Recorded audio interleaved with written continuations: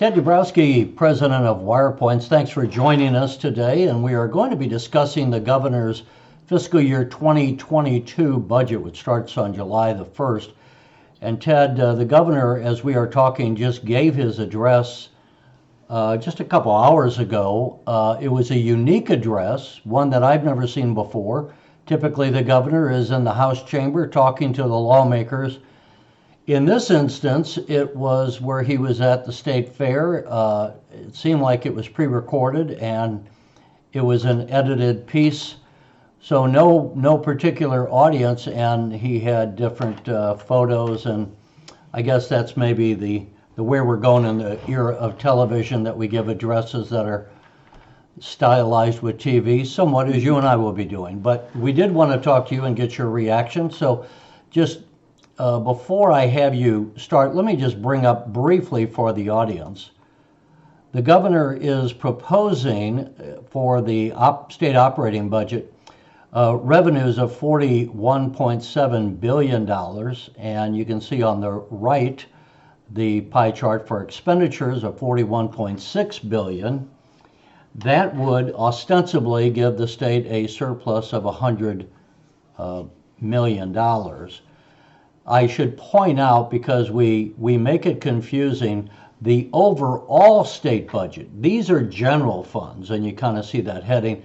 The overall state budget, including spending on programs that are funded by specific funds instead of general funds, is $95.5 billion. Some of that would include money like the road fund or funds like LIHEAP, that we help pay the utilities for the low income, but those are designated funds. With that said, Ted, let me open it up, and I presume you watched the governor's address, and I was interested to get your reaction. I did. I think the situation in Illinois is such that Governor Pritzker should have been delivering probably the most bold, the most dynamic speech he's ever given about Illinois state budget, but it wasn't that. Instead, what we saw is more of the same. There's no difference between this budget and the budgets of the last 20 years. The first point I would make is always that these budgets are never balanced. They'll make the numbers equal, but the reality is, and you and I've talked about it in the past, is that they ignore the billions of pension payments, that much larger pension payments that should be made. Another $3 to $4 billion more at least should be going into pensions each year, according to the actuaries. And it's the same thing for retiree health insurance that state workers get free. So the numbers grossly understate the truth, and so therefore these budgets are never balanced. They're always unbalanced. That's number one. Then number two, we're finishing a very, very tough year after COVID, and Illinoisans need lots of help. Illinois needs lots of help. We're not a dynamic state. We're losing people. We've had the biggest population losses in the country. And this budget did nothing to change that trajectory. In fact, it just perpetuates it. What about what the governor said? Obviously, it's a tough year with the COVID and the COVID shutdown and the loss of revenues to the state. And the governor says, I'm recognizing the hardships on business and individuals, so I'm not asking for any tax increase. Should we give him credit for not doing that? Terry, that's what's really messed up about Illinois. A governor comes on and says, "Hey, I'm not going to hike taxes on you this year.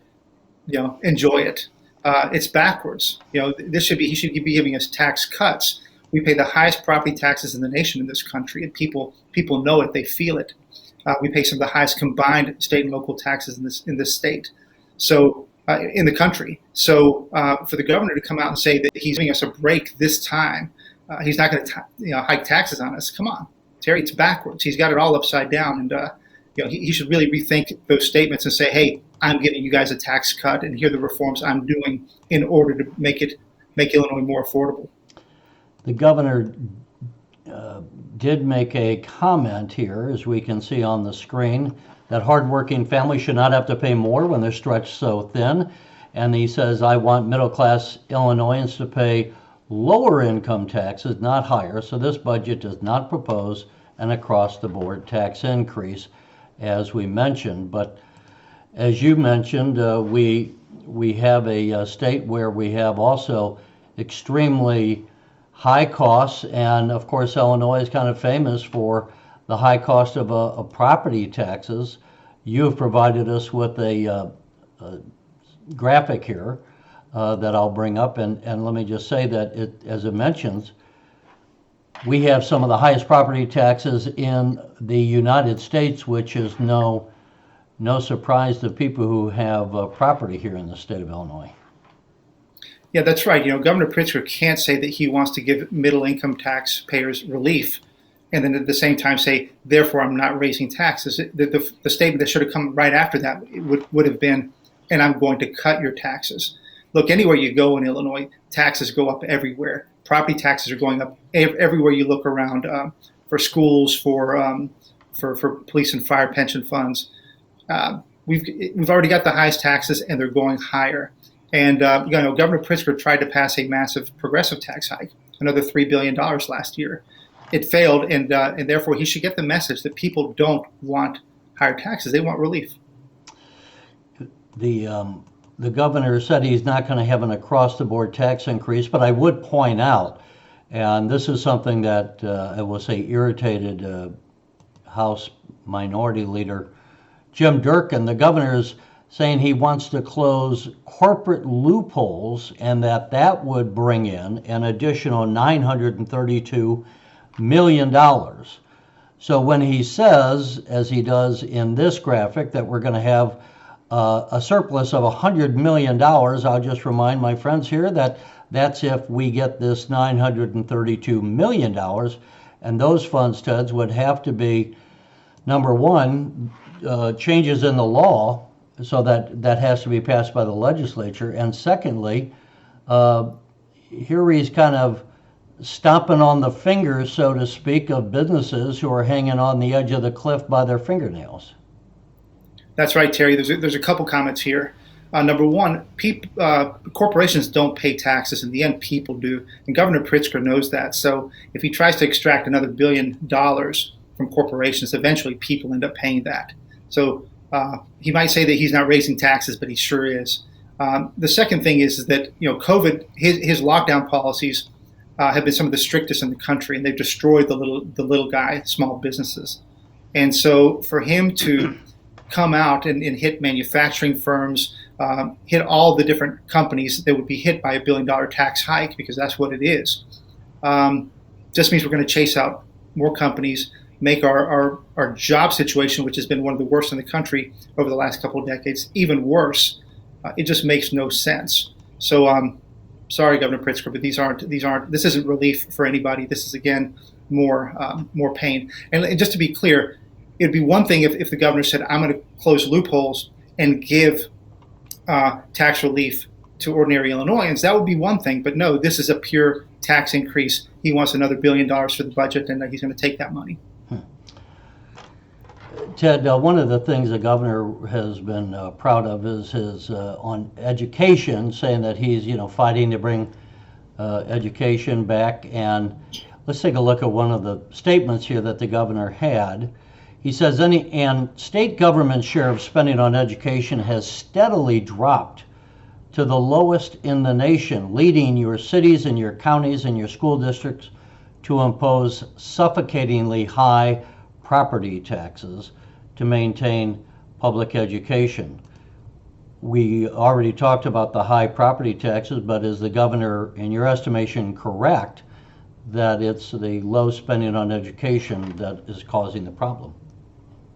Well, again, there's a lot wrong there as well, and I think I have a chart on education spending, but we spend far more on a combined federal, state, and local basis. We spend far more than all of our neighbors, lots more. We spend 53% more than Indiana. It's something like 25, 30% more than Wisconsin. We spend a lot on education. And so, and a big driver of that, of course, is pensions. Governor Pritzker did not mention the word pensions today in terms of pension reform. He did say we're going to pay our statutory amount, but he didn't talk about pension reform. He didn't talk about just how much pensions take away from the classrooms in Illinois.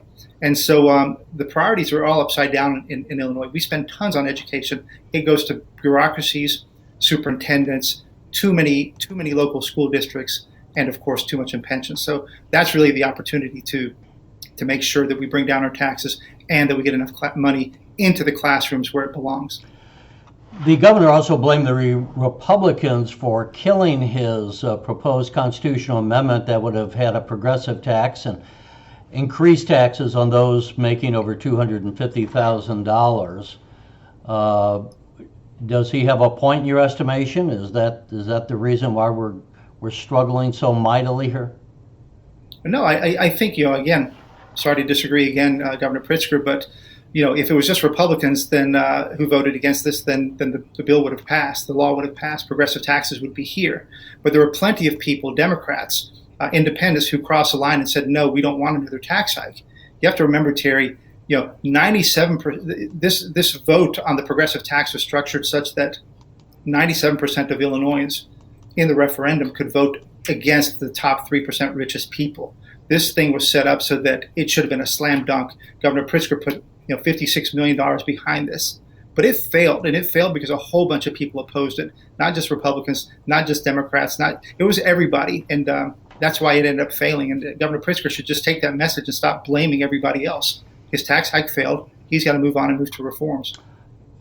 Let's talk a little bit, and we won't hold you much longer, but the Illinois Channel has been holding interviews with different Republicans who have been looking to possibly run for governor. No one has announced as yet. The governor would say, the naysaying Republicans, they say I'm doing everything wrong, but they don't offer a plan. A number of those who are thinking about running for governor have pointed to Wirepoints and some of the information that you've provided. What would you say is the plan? Is there an alternative plan? What would you suggest to the governor or those who would oppose the governor and run for the office? What would you say they should be doing to turn the state around? Well, let me say number one, Governor Pritzker has not presented a plan. He does not have a turnaround plan. Let's remember like 4 or 5 facts. Number one, Illinois has the worst credit rating in the nation. Number two, we have the most pension debt by far in the nation. We're losing the most people in the nation. Our population is shrinking 6 years in a row. Our home values are shrinking. We've got the highest property taxes. Governor Pritzker's budget today did not attack any of those problems, not even a little bit. He has no plan to turn around Illinois. That's number one. Number two, though, I will agree with him. Republicans should step up. They're in super minorities. They have everything to gain and nothing to lose by putting out real plans to show Governor Pritzker the way. If Governor Pritzker won't show us the way, then other people need to step up. It can be another Democrat or it should be Republicans, but other people need a plan. In Wirepoints, for example, we put together, I would say, the boldest, most holistic pension reform plan in the state. We need those kind of ideas to come together and we talk about them. But without ideas, we've got nothing, and we just stay with the status quo, which means we continue sliding down that path towards insolvency. Am I right to say that Wirepoints would propose, and you're the president of Wirepoints for the viewers to remind, but that you would propose that the state of Illinois, instead of just kind of approaching every budget 1 year at a time, that you need to say, we need a 5-year plan because we can't get to where we want to be in 1 year. That we need to have a 5-year plan and we make incremental adjustments to get to a target of lowering property taxes, bringing the tax burden down on businesses as well as individuals, and hopefully growing the economy by bringing in more businesses and making it safe for people to do business again here, and then that means more jobs and more revenue. Yeah, see, the problem with these 1-year budgets is, and it's for every governor that we've had over the last 20 years, what it allows them to do is paper over the problems 1 year at a time. They don't care about the future years. They just make the budget, quote, balance this year. And the structural problems that remain will be, we'll take care of them next time with another can kick, another tax hike, another borrowing. So we go 1 year at a time and we never fix the problems. So really the right way to do this is, again, talking about today's 1-year budget, it doesn't make any sense. It's really a waste of time. What we need to do is talk about a 5-year budget, a 7-year budget, where you look at all the future deficits and say, how do we get them down? What are the big structural reforms like pension pension reform, moving to 401k style plans, for example, like changing our collective bargaining laws. Right now, the unions have so much power, and you see it right now being played out by the Chicago teachers union. They have way too much power, and so therefore we keep spending more money than we have. So we've got to change collective bargaining laws. How about a real plan to consolidate all these duplicative, overlapping units of government? We have way too many of them, and that's some part of the reason why our taxes are high. Those are the real plans we need to have. Governor Pritzker won't even talk about those things, and the legislature won't either. So I think we need to have people step up, Republicans, Democrats, left, right, I don't care where they're from. We need more ideas, and we need to be bold about it. Otherwise, we're going to keep sinking. One last question. This is the first budget address in 24 years in which Mike Madigan was not the Speaker of the House. Chris Welch is now the Speaker. In your estimation, does that make a difference? Or if you had the Speaker Welch's ear, what would you tell him as far as helping to accomplish what you just were talking about? Well, if I were to do that, it's the same thing I would say about Governor Pritzker being a guy that wasn't in office, or Governor Rauner when he was a newbie. Both of them had a chance to be bold, and neither one of them were sufficiently bold in the right ways. Chris Welch is new, and Madigan was there for 30 plus years. Chris Welch could say, hey, those things weren't my fault, they were Madigan's fault. Here I am, I'm ready to do the big things to turn this state around. He could be bold. He could say, we're going to approach pension reform. We're going to do the things that nobody else has wanted to do. I guess it's a question what he believes in, and whether he thinks that Illinois is headed in the right direction or in the wrong direction. But it can't be the marginal changes that we're pursuing. They mean nothing. That was the last comment I was going to make. You would argue that because Illinois is not marginally in trouble, we're strongly in trouble, that you can't get to where you want to go by making marginal changes. We're going to have to make some bold changes, probably someone may be proposing to change the Constitution so we can make some adjustments to the pensions to try to control the growth of that. That's right. Then, Chris Welch, that would be his number one thing. He says, we're going to amend the Constitution. Let's talk about how to amend it. And let's put it on the table. So look, let's let Illinoisans vote. Do they want pension reform or not? But if we don't get that amendment on the Constitution, we can't change pensions. So that would be Chris Welch's number one thing. Be a good challenge for him. All right, Ted Dabrowski from Wirepoints, we always appreciate you joining us. Thanks for sharing your insights, and we'll hopefully talk to you soon. All right, take care. Thanks for watching, and if you haven't already, please consider subscribing to our channel. And while you're at it, please leave us a comment. Thank you for watching.